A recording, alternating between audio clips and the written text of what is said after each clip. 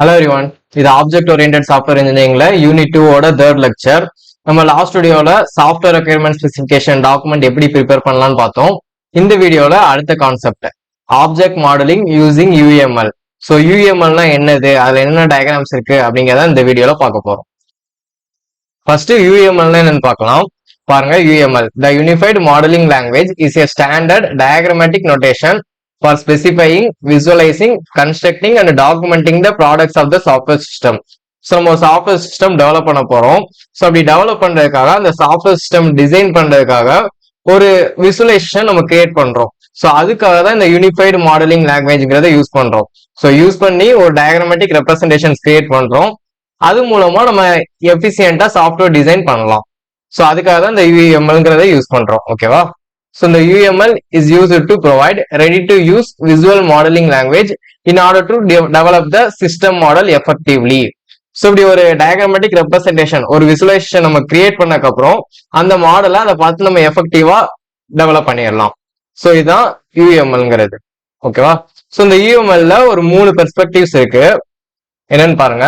there are 3 perspectives from which UML can be applied. So 3 பெர்ஸ்பெக்டிவ்ல நம்ம UML use பண்ணலாம். என்னன்னா first conceptual perspective. In this perspective, the things in a real world situation are described by the UML diagram. So இந்த conceptual perspective மூலமா நம்ம real world சிச்சுவேஷன்ல உள்ள திங்ஸை describe பண்ணிக்கலாம். ஓகேவா? Next specification perspective. In this perspective, the UML diagrams describe the software components with a specification. So இந்த perspective மூலமா நம்ம UML டயக்ராம்ஸ் எதுக்கு வரைகிறோம்னா சாஃப்ட்வேர் காம்பனன்ட்ஸ்க்கு. ஸோ சாஃப்ட்வேர் காம்பனன்ட்ஸோட ஸ்பெசிஃபிகேஷன் எப்பெல்லாம் இருக்கணும் அப்படிங்கிறதுக்காக ஒரு UML டயக்ராம் டிரா பண்ணிக்கலாம். Next implementation perspective.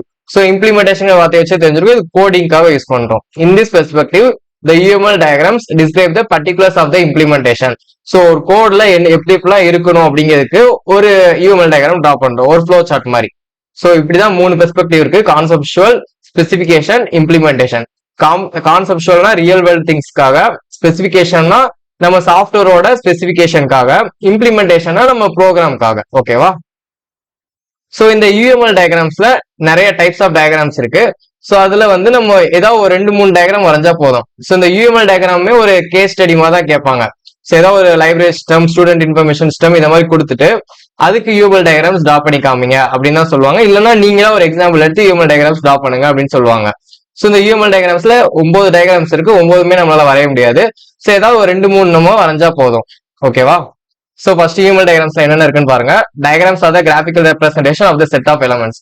ஸோ டயக்ராம்ஸ்ல ஒரு graphical representation. The diagrams are used to represent the system from different perspectives. So ஒவ்வொரு டயக்ராமே நம்ம சிஸ்டம் வேற வேற பெர்ஸ்பெக்டிவ்ல இருந்து ரெப்ரசென்ட் பண்றதுக்காக டிரா பண்றோம். ஓகேவா? ஸோ என்னென்ன டயக்ராம்ஸ் இருக்குன்னு பாருங்க. Use case diagram, sequence diagram, state diagram, class diagram, object diagram, component diagram, activity diagram, deployment diagram, package diagram. So இதுல இந்த 3 டயக்ராம் தான் இம்பார்ட்டன்டானது. ஸோ இந்த 3க்கு நான் டயக்ராம்ஸ் இங்க கொடுத்துருக்கேன், பார்ப்போம். ஸோ யூஸ் கேஸ் டயக்ராம்னா என்னன்னு பார்ப்போம், சீக்வன்ஸ் டயக்ராம்னா என்னன்னு பார்ப்போம், ஸ்டேட் டயக்ராம்னா என்னன்னு பார்ப்போம். ஸோ மீதி எல்லாமே வேணா நீங்க ரெஃபர் பண்ணிக்கோங்க. ஸோ UML டயக்ராம் ஸ்பெசிஃபிக்கா கேட்க மாட்டாங்க. நீங்களா UML டயக்ராம்ஸ் எனி 2 டயக்ராம்ஸ் வரைஞ்சிக்கலாம். ஓகேவா? So first use case diagram பார்ப்போம். The use case diagram represents the behavior of the system. So இந்த யூஸ் கேஸ் டயக்ராம் மூலமா நம்ம சிஸ்டமோட பிஹேவியரை ரெப்ரசென்ட் பண்ணிக்கலாம். It consists of the collection of use cases, actors and their relationships. So இது வந்து use கேசஸ்னா வேற ஒன்றும் இல்லை, ஏதோ ஒரு ப்ராசஸ் மாதிரி. ஓகேவா? அது இருக்கும். அது மாதிரி ஆக்டர்ஸ் இருக்கும். அடுத்து அந்த ஆக்டர்ஸ் நடுவில் உள்ள ரிலேஷன்ஷிப்ஸ் இருக்கும். ஓகேவா? ஸோ என்னன்னு பார்ப்போம். ஸோ நான் இங்க வந்து ஸ்டூடெண்ட் இன்ஃபர்மேஷன் சிஸ்டம்காக ஒரு யூஸ் கேஸ் டயக்ராம் டிரா பண்ணியிருக்கோம். நீங்க எதுக்குனாலும் டிரா பண்ணிக்கலாம், லைப்ரரி சிஸ்டம்க்கு டிரா பண்ணிக்கலாம், எதுக்குனாலும் நீங்க டிரா பண்ணிக்கலாம். ஸோ ஸ்டூடெண்ட் இன்ஃபர்மேஷன் சிஸ்டம் இதுல என்ன பண்றாங்கன்னா ஒரு ஸ்டூடெண்டோட டீடைல்ஸை ஸ்டோர் பண்ணி வச்சிருக்காங்க. ஓகேவா? ஸோ நீங்க டிரா பண்ணிருக்க இல்லையா, இதான் actors. So use case diagram பொறுத்த வரைக்கும் ஆக்டர்ஸை இப்படிதான் டிரா பண்ணணும். ஸோ இங்க 2 ஆக்டர்ஸ் இருக்காங்க, அட்மின், இன்னொன்னு வந்து யூசர். ஸோ 2 ஆக்டர்ஸ் இருக்காங்க. ஸோ இதுல என்னென்னலாம் பண்றாங்க, details, update, login. So admin வந்து ஒரு டீடைல்ஸ் நம்ம இன்சர்ட் பண்ணிக்கலாம், இல்ல அப்டேட் பண்ணிக்கலாம், இல்ல லாகின் கிரெடென்ஷியல்ஸ் அட்மின்ஸ் தான் ப்ரொவைட் பண்ணுவாங்க. ஸோ இந்த 3மே அட்மின் பண்றாங்க. இது ஒரு யூசர் வந்தா என்ன பண்ணலாம், search the student detail. So student டீடைல சர்ச் பண்ணலாம், இல்லைன்னா சென்ட் த இன்ஃபர்மேஷன், ஏதாவது ஒரு இன்ஃபர்மேஷன் சென்ட் பண்ணலாம். ஸோ தான் யூசர். இதெல்லாம் நீங்களா ஓனா எழுதிக்கலாம். ஸோ இப்படிதான் எழுதணும்னு அவசியம் இல்லை, ஓனா எழுதிக்கலாம். இதை பொறுத்த வரைக்கும் என்னன்னா இப்படி போட்டிருக்கோம் இல்லையா, இதான் நம்ம சிஸ்டம்ல பண்ற ஒரு ப்ராசஸ். இப்படி போட்டிருக்க எல்லாருமே ஆக்டர்ஸ். சோ இதான் முக்கியமானது. சோ ஒவ்வொரு ஆக்டருமே ஒரு சில ப்ராசஸ் பண்ணுவாங்க. சோ இதான் யூஸ் கேஸ் டயக்ராம்ல முக்கியமான கான்செப்ட். இதை மட்டும் தெரிஞ்சுக்கிட்டீங்கன்னா நீங்க என்ன ப்ராசஸ்னாலும் போட்டுக்கலாம். ஓகேவா? சோ இதான் use case diagram. Next sequence diagram. Sequence diagram are kind of interaction diagrams which consist of set of objects, roles along with the messages. So இது வந்து ஒரு interaction diagram மாதிரி இருக்கும். இதுல ஆப்ஜெக்ட்ஸ் இருக்கும், அது மாதிரி ரோல்ஸ் இருக்கும், அதுல மெசேஜஸ் இருக்கும். வேற use to model the behaviour of the system. இங்கேயுமே இந்த சிஸ்டமோட பிஹேவியர் தான் இங்கேயுமே ரெப்ரசென்ட் பண்றாங்க. ஓகேவா? ஸோ அது எப்படின்னு பார்ப்போம். ஸோ இப்படிதான் ஒரு சீக்வன்ஸ் டயக்ராம் இருக்கும்.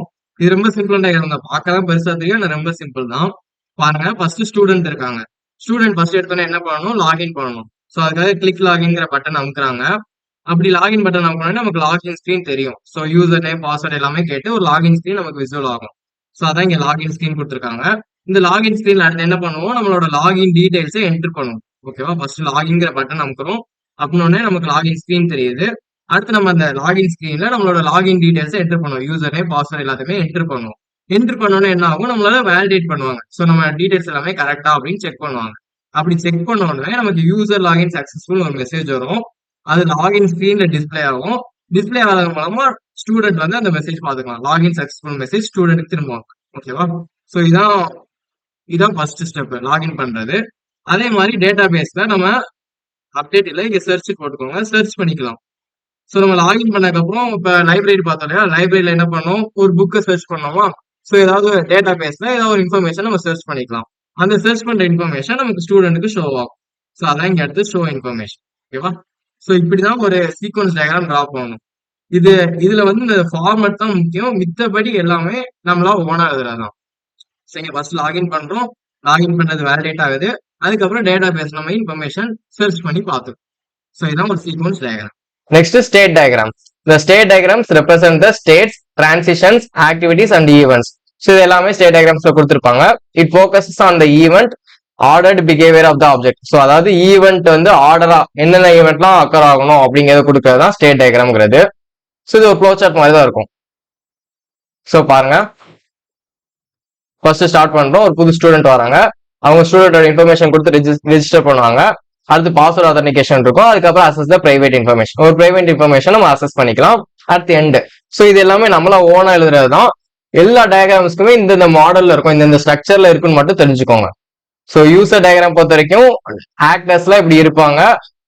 அடுத்து அவங்க பண்ற ப்ராசஸ் எல்லாமே இப்படி சர்க்கிள்ல கொடுத்துருப்பாங்க. ஸோ அதை தெரிஞ்சுக்கணும். அதே மாதிரி சீக்வன்ஸ் டயக்ராம் பொறுத்த வரைக்கும் நம்மளோட அந்த ஒவ்வொரு ஸ்டேஜா இப்படி லைனா மென்ஷன் பண்ணியிருப்பாங்க. அதே மாதிரி நம்மளோட டிரான்சிஷன்ஸ் இருக்கு இல்லையா, ஸோ அதெல்லாமே இப்படி பாக்ஸா மென்ஷன் பண்ணியிருப்பாங்க. அதை தெரிஞ்சுக்கணும். அடுத்து ஸ்டேட் டயக்ராம் பொறுத்த வரைக்கும் ஃப்ளோ சார்ட் மாதிரி தான் இருக்கும். ஒரு ஃப்ளோ சார்ட் மாதிரி ஸ்டார்ட் ஆகிட்டு அதுல உள்ள ஸ்டெப்ஸ் எல்லாத்தையுமே கொடுத்துருப்பாங்க. ஒரு ஆர்டரா இருக்கணும். ஸோ இவ்வளவுதான் ஸ்டேட் டயக்ராம்ங்கிறது. ஸோ இப்படிதான் நம்ம யூஎம்எல் டயக்ராம் டிரா பண்றோம். ஃபர்ஸ்ட் யூஎம்எல் என்னென்ன எழுதிக்கோங்க, அதுல உள்ள பெர்ஸ்பெக்டிவ்ஸ் எழுதிக்கோங்க. அடுத்து யூஎம்எல் டயக்ராம்ஸ் என்னென்ன இருக்கு, அதுல ஒரு 3 டயக்ராம், 2 3 நம்ம எக்ஸ்பிளைன் பண்ணி எழுதிக்கலாம். ஸோ இந்த டயக்ராம்ஸ் எல்லாமே நம்மளா ஓனா எழுதுறதுதான். எந்த இன்ஃபர்மேஷன் சிஸ்டம், எந்த ஒரு சாஃப்ட்வேர் சிஸ்டம் கொடுத்தாலுமே நமக்கு டிரா பண்ண தெரிஞ்சுக்கணும். ஸோ லைப்ரரி, ஸ்டூடெண்ட் எது கொடுத்தாலுமே நமக்கு டிரா பண்ண தெரிஞ்சுக்கணும். ஓகேவா? ஸோ இவ்வளவுதான் இந்த வீடியோல. இந்த வீடியோ உங்களுக்கு யூஸ்ஃபுல்லா இருந்துச்சுன்னா உங்க ஃப்ரெண்ட்ஸ்க்கு ஷேர் பண்ணுங்க. நம்ம சேனலை சப்ஸ்கிரைப் பண்ணிக்கோங்க. நெக்ஸ்ட் வீடியோல பார்க்கலாம். தேங்க்யூ. ஜெய் ஹிந்த்.